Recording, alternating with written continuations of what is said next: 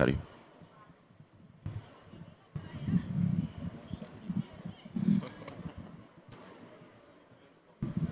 Amoso uduto.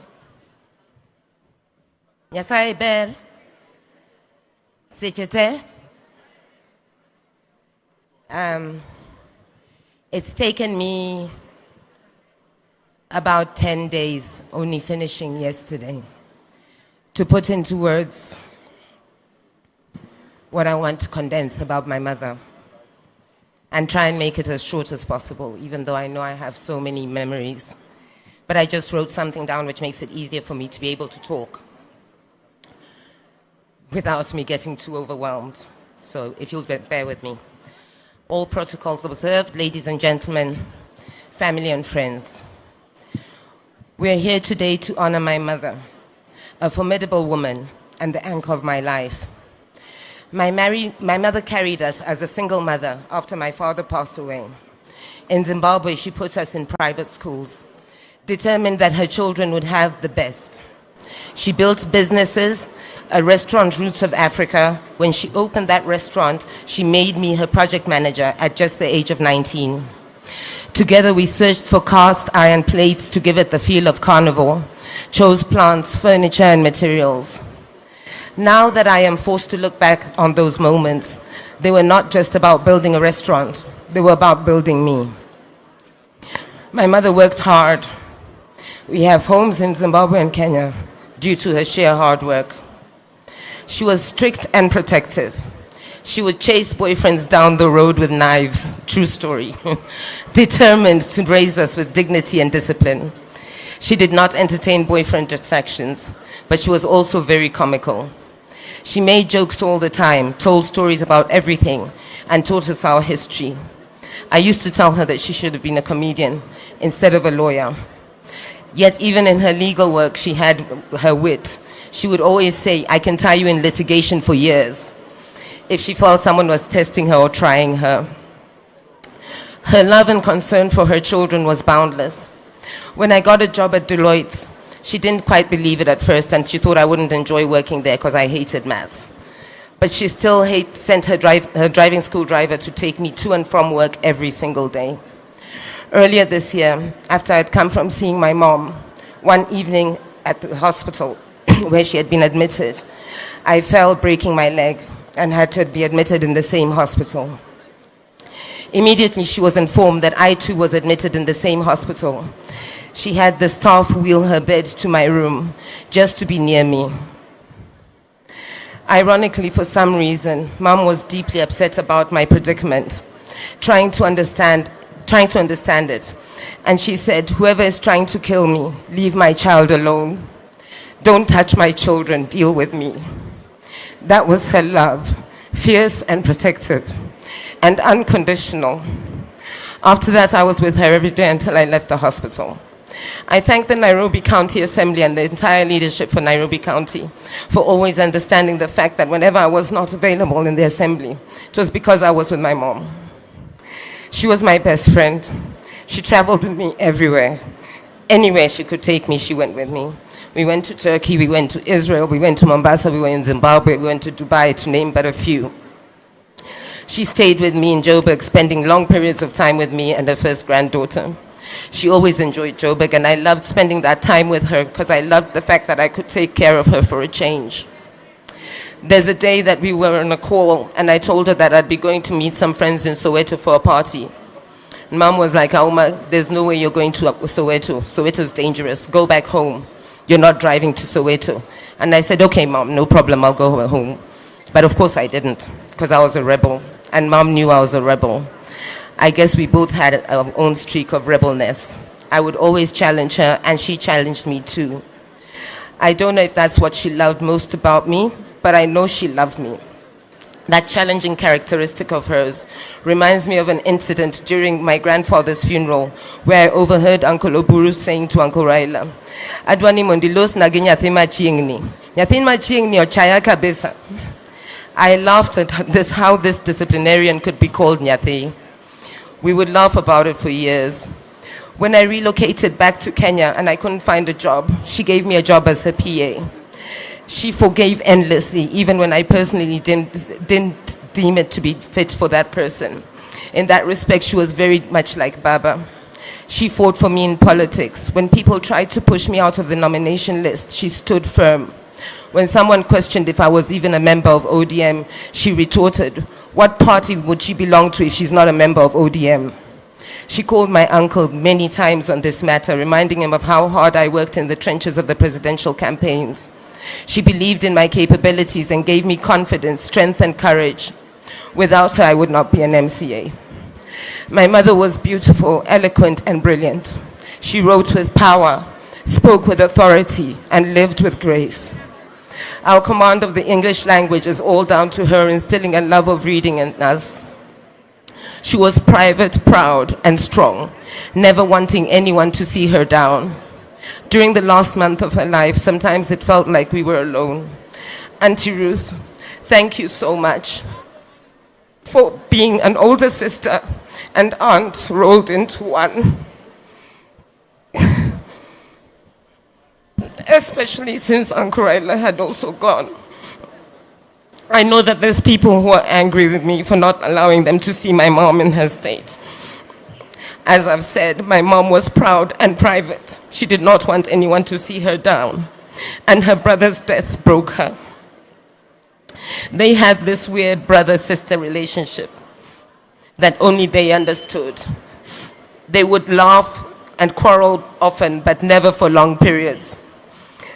They never held a grudge with each other. There's a day we went to my uncle's house and she was talking to him about some issue.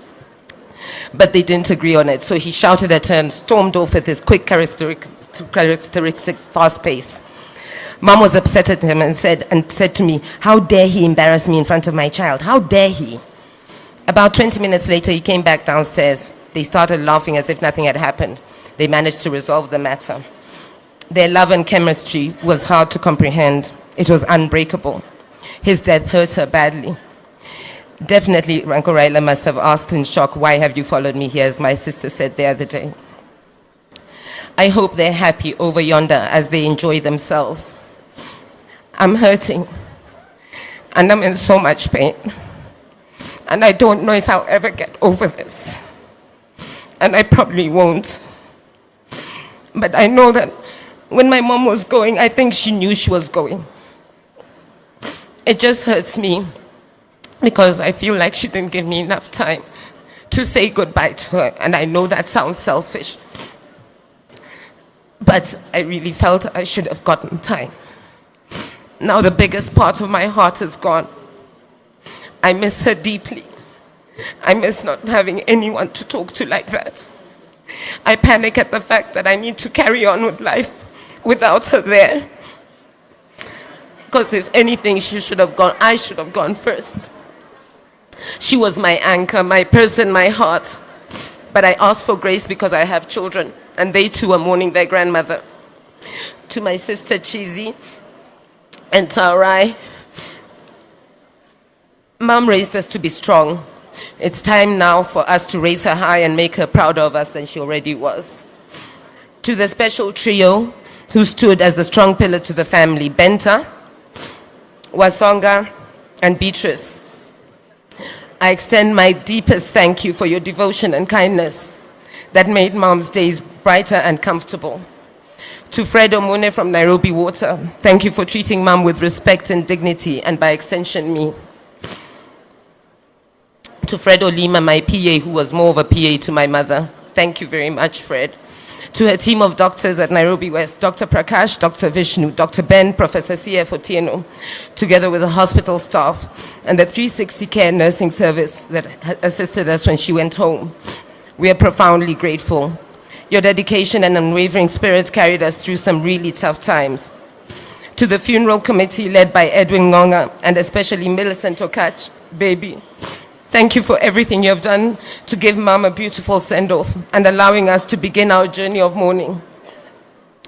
And to all of you near or far who have walked this journey with us, prayed for us, been there for us financially, I want to say thank you, a big, big thank you. May you all be blessed. Erokaman.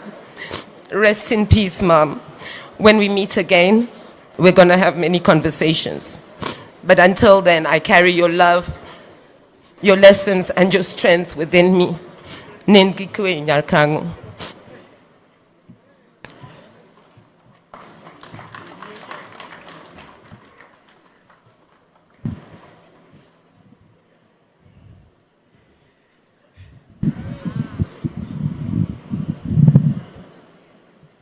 Chin up. Keep your chin up. That was my mother's resounding cry through anything and everything.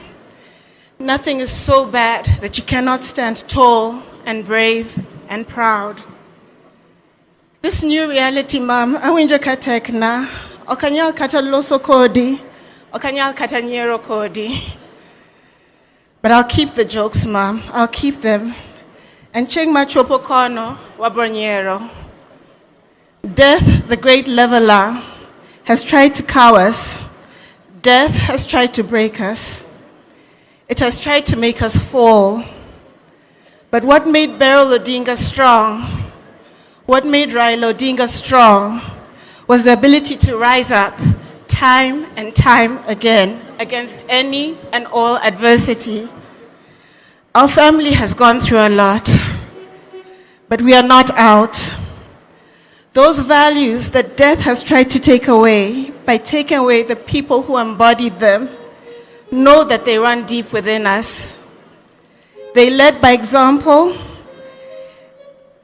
They led by example of resilience and the value of reinvention. And the only way we will keep their memories alive is by embodying those values. My mom would have wanted us to all keep fighting. We are all susceptible to death, but do not go gentle into that good night. While you are here, fight for yourself. Fight for the people that you love. Fight for what you believe in. Chunguru mategno. So when you see us as a family, don't think that bad things don't happen to us. The last 2 months has shown the country and indeed the world that the family can go through difficulty. But what the world will see from here is that we can stand tall again.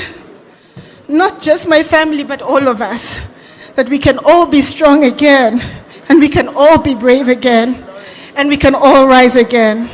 As my mom always said, a luta continua. Thank you.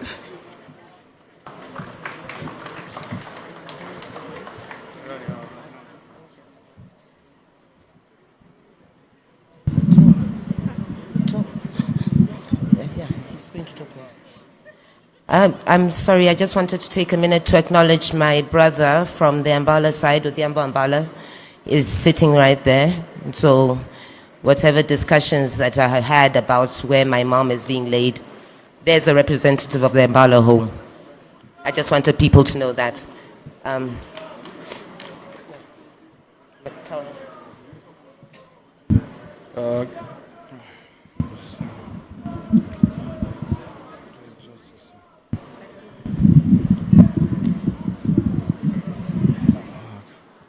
God is good.